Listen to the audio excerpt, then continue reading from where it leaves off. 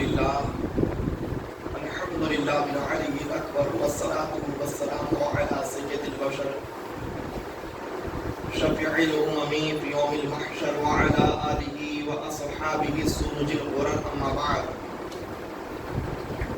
فقد قال الله تعالى في القرآن المجيد والفرقان الحميد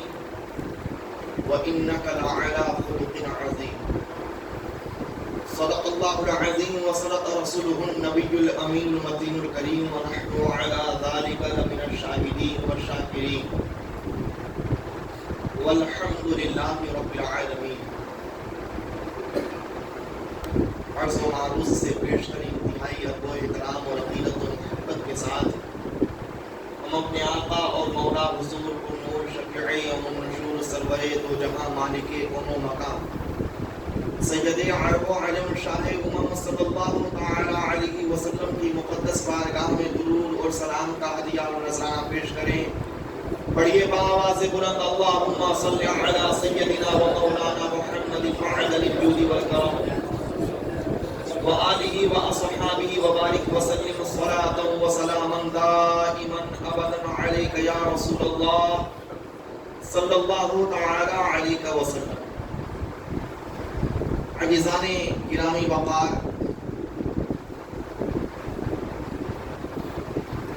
میں نے خطبہ مسنونہ میں قرآن مقدس کی جس آیت مبارکہ کو تلاوت کرنے کا شرف حاصل کیا، اس کا معنی اور مطلب یہ ہے کہ میرے محبوب پیغمبر، ہم نے آپ کو دنیا میں عظیم اخلاق عطا کر کے مبعوث کیا. عظیم اخلاق کے ساتھ آپ اس عالم رنگ و بو میں تشریف فرما ہوئے. عظیم اخلاق ہے کیا؟ عظیم اخلاق وہ ہیں جس سے انسانیت میں بہار آ جائے، جس سے کائنات میں مسرت و خوشحالی پھیل جائے، جس سے ہر شخص دوسرے شخص سے محبت کا اور الفت کا برتاؤ کرنے لگے. عظیم اخلاق یہ وہ نعمت ہے کہ جس بندے کو عطا کی گئی تو دنیا میں محبوب مقبول ہو گیا، ہر دل عزیز ہو گیا، لوگ اسے انتہائی محبت کی نگاہوں سے دیکھنے لگے اور اس کے اخلاق کی خوشبو سے خود بھی منور ہوتے رہے اور اپنی زبان سے ان کا ذکر کر کے لوگوں کو بھی ان کی عقیدت و محبت کا جام پلاتے رہے. عظیم اخلاق بڑی نعمت ہے. اس نعمت کی قدر دنیا دار شخص نہیں جان سکتا ہے، دیندار شخص یقیناً جانے گا. نبی اکرم صلی اللہ تعالیٰ علیہ وسلم خود بھی ارشاد فرماتے ہیں بعثت لأتمم مکارم الاخلاق ومحاسن الافعال. میں دنیا میں رب تبارک و تعالیٰ کی طرف سے اس لیے بھیجا گیا تاکہ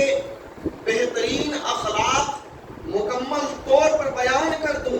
اور بہترین افعال و عادات لوگوں کو سکھا دوں، انہیں یہ بتا دوں کہ اخلاق کسے کہتے ہیں اور عمدہ طور طریقہ عادات و افعال کسے کہتے ہیں. عزیزان ملت اسلامیہ، اب ذرا نبی کریم صلی اللہ تعالیٰ علیہ وسلم کے اخلاق حسنہ کے بارے میں جاننے کے لیے ہم ایک ایسی شخصیت کی بارگاہ میں چلتے ہیں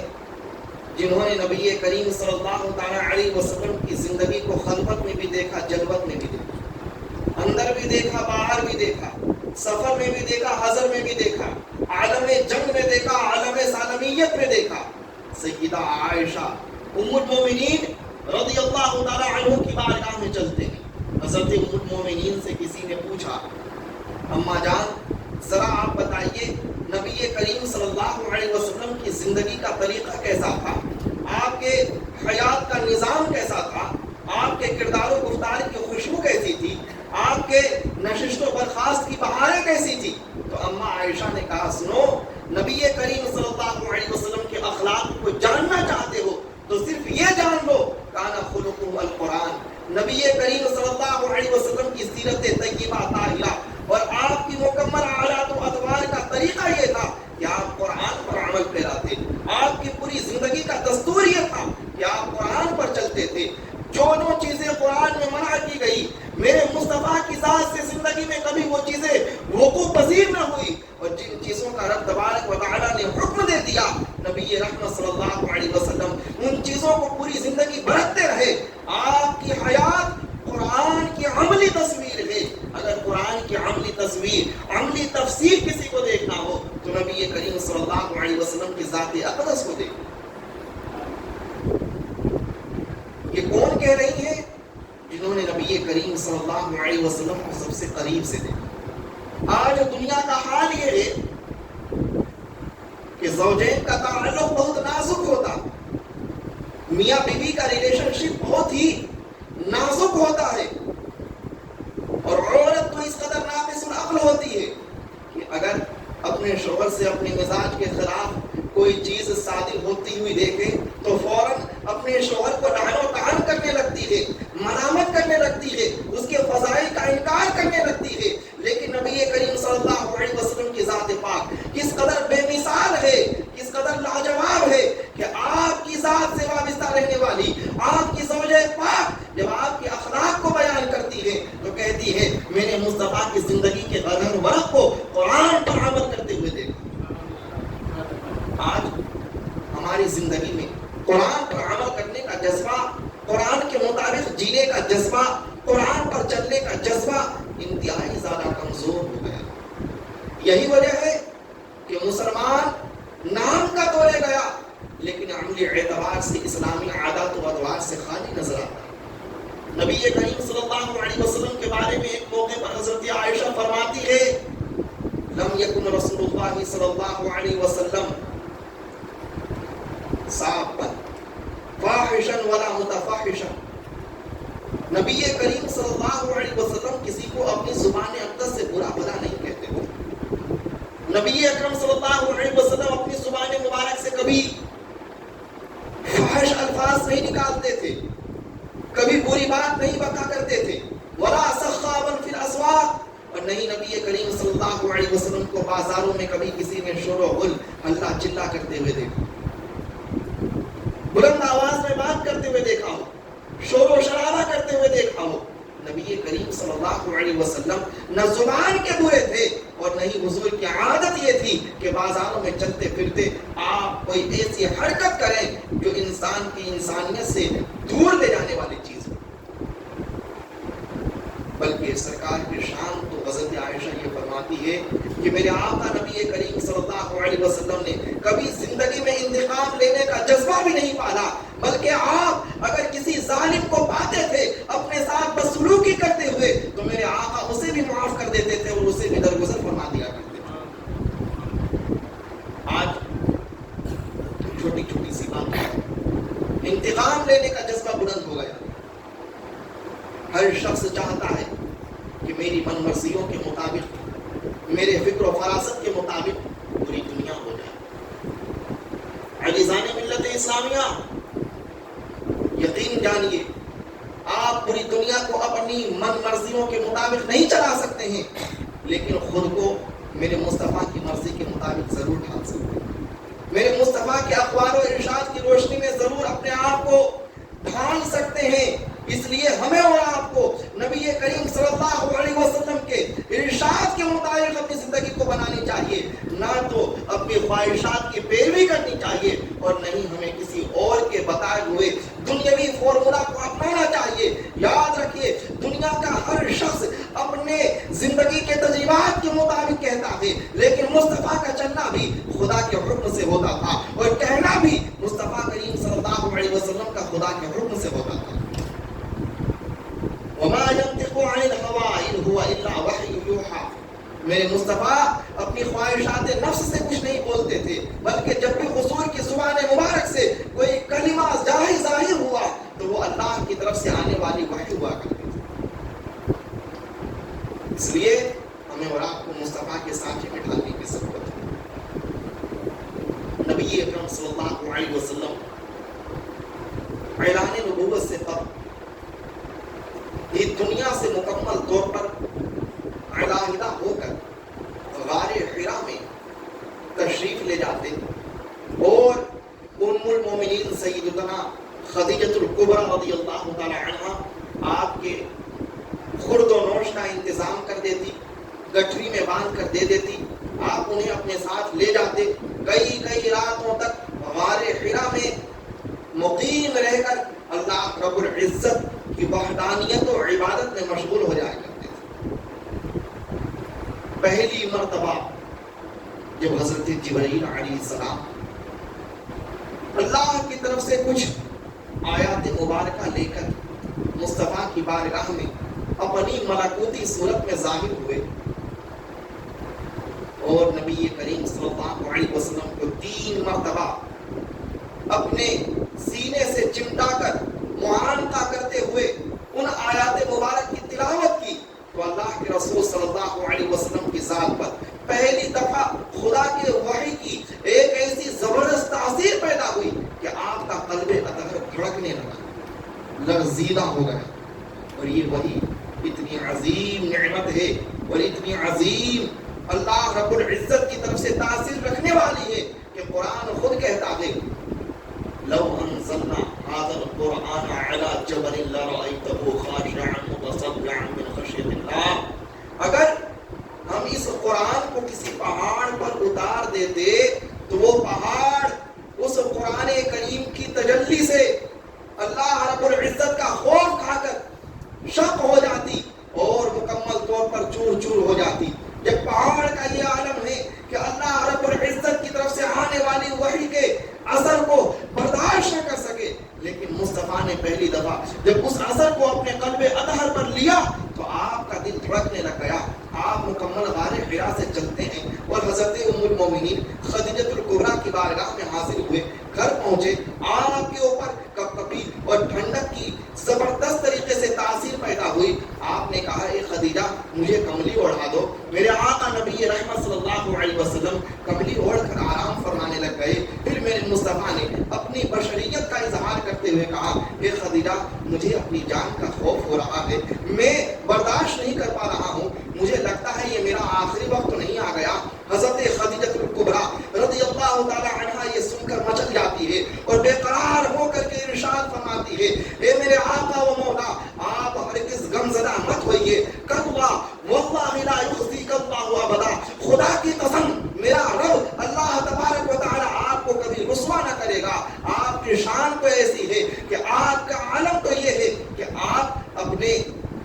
قریبی رشتہ داروں کے ساتھ مجبور اور بےکس اور کس مپرسہ کے ساتھ میں صلہ رحمی کیا کرتے ہیں۔ انک لتصل الرحم الکلا وتکسب المعدوم، اور جو شخص مال و متاع سے محروم ہوتا ہے، محتاج ہوتا ہے، آپ اس کو اپنے مال زر سے، اپنے مبارک حلال مال سے عطا کر دیا کرتے ہیں۔ آپ کی شان تو یہ ہے کہ تقریب الضیفہ، آپ حرم کعبہ میں آنے والے زائرین کی مہمان نوازی کیا کرتے ہیں، اور آپ کی شان پاک تو یہ ہے کہ میرے مصطفیٰ کریم صلی اللہ علیہ وسلم جو کچھ رب تبارک و تعالیٰ نے آپ کو عطا کیا ہے، آپ رب تبارک و تعالیٰ کی راہ میں خرچ کرنے سے دریغ نہیں کرتے ہیں۔ وَتُعِينُ عَلَى نَوَائِبِ الْحَقِّ، اور جب بھی حق کی بارگاہ میں خرچ کرنے کی باری آتی ہے آپ اس میں بڑھ چڑھ کر امداد و اعانت کیا کرتے ہیں، جس کی شان یہ ہو کہ وہ انسانیت کو ترقی دے رہا ہو، قسم پرسوں کو سکون دے رہا ہو، محتاجوں کو تسلی دے رہا ہو، معدوموں کو اور محتاجوں کے لیے انتظام و اہتمام کر رہا ہو۔ پروردگار عالم ایسے کو دنیا سے جلدی نہیں بلکہ اتنے دیر تک رکھے گا کہ اس سے پوری دنیا آبشار ہو جائے، سرشار ہو جائے۔ عزیزان گرامی آپ ذرا دیکھیے یہ حضرت خدیجۃ الکبریٰ کب فرما رہی ہے؟ جب میرے مصطفیٰ پر پہلی مرتبہ قرآن کی وحی نازل ہوئی۔ ابھی میرے مصطفیٰ نے اپنی زبان پاک سے مشرکین و کفار کے بیچ میں آ کر اپنی نبوت کا اعلان نہیں کیا ہے، اور مصطفیٰ پر یہ وحی نازل ہوئی۔ مصطفیٰ آئے حضرت خدیجہ الکبریٰ کو کہا، اور خدیجہ الکبریٰ نے آپ کی تسلی اور اطمینان کے لیے کتنے خوبصورت الفاظ ارشاد فرمائے جو قیامت تک کے لیے مسلمانوں کو ہدایت دے رہی ہیں کہ مصطفیٰ نہ تو قبل نبوت ہی کسی خبیث عادت میں گرفتار تھے، اور نہ بعد نبوت ہی میرے مصطفیٰ کریم صلی اللہ علیہ وسلم سے آپ کی شان کے خلاف کوئی بات ظاہر۔ آج دنیا کے اندر آپ ذرا کسی بھی گھر کا جائزہ لے کر دیکھیں، ہر گھر میں کوئی نہ کوئی خاتون اپنے شوہر اور اپنے مرد کے خلاف زبان بلند کرتی ہوئی نظر آئے گی، لیکن میرے مصطفیٰ کی شان کتنی عرفہ و اعلیٰ ہے کہ آپ کی بارگاہ میں رہنے والی خدیجہ الکبریٰ جو قبل نبوت بھی آپ کی بارگاہ میں بہت سالوں تک رہی اور بعد نبوت بھی 10-12 سال تک رہی، ان کی بارگاہ سے نکلنے والے الفاظ اتنے خوبصورت ہیں جو بیان کر رہے ہیں کہ مصطفیٰ کی ذات صلی اللہ علیہ وسلم ہمیشہ ہمیش کے لیے مبرسوں اور محتاجوں کو تسلیم دیا کرتی ہے۔ آج ہمیں اور آپ کو ایک دوسرے کی تسلیم کا سامان پیدا کرنا چاہیے، ایک دوسرے کو تسلی دینی چاہیے۔ محمود غزنوی جب سلطان تھے، وہ ایک دفعہ حضرت خواجہ ابو الحسن خرقانی کی بارگاہ میں پہنچا اور کہا، اے خواجہ، آپ کو خواجہ بستامی کی بارگاہ میں، بایزید بستامی کی بارگاہ میں رہنے کا شرف حاصل ہوا،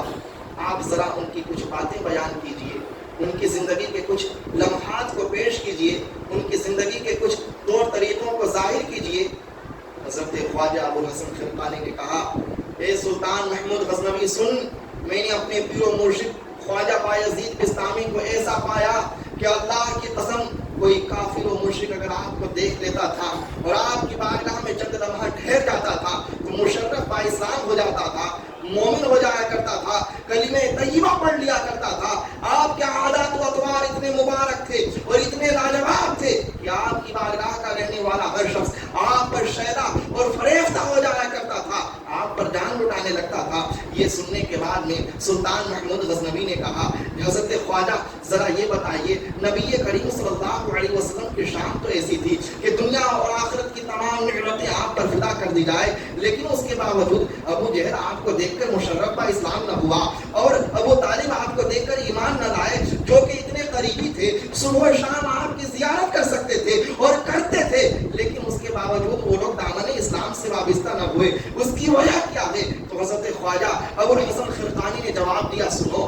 جو نبی کریم صلی اللہ علیہ وسلم کے پاس آتا تھا اور یہ نیت لے کر آتا تھا کہ میں محمد ابن عبداللہ کو دیکھنے جا رہا ہوں، وہ یقیناً مشرف با اسلام نہ ہوا، لیکن جس نے مصطفیٰ کو بشریت کے لبادے سے اوپر اٹھ کر محمد رسول اللہ کے پیرائے میں دیکھا ہے، وہ کلمہ طیبہ پڑھتا ہوا ابو بکر بنا دے، کلمہ طیبہ پڑھتا ہوا فاروق اعظم بنا دے، کلمہ طیبہ پڑھتا ہوا عثمان غنی بنا دے، کلمہ طیبہ پڑھتا ہوا مولا کائنات کی شکل میں ظاہر ہوا ہے۔ جس نے مصطفیٰ کو لباس بشریت سے اوپر اٹھ کے دیکھا ہے وہ دائرہ اسلام میں آ گیا، اور جس نے مصطفیٰ کو بشریت کے اندر رکھتے ہوئے محمد ابن عبداللہ کے سانچے میں دیکھا ہے وہ گمراہ اور بدبخت ہو گیا۔ میرے خواجہ بایزید بستامی کی بارگاہ میں جو اس نیت سے آتا تھا کہ میں ایک اللہ کے ولی کے دربار میں جا رہا ہوں تو اس پر فیضان الہیہ نازل ہو جایا کرتی تھی، اور جو انہیں ایک عام بندہ سمجھ کے آیا کرتا تھا وہ شخص گمراہ اور وہ شخص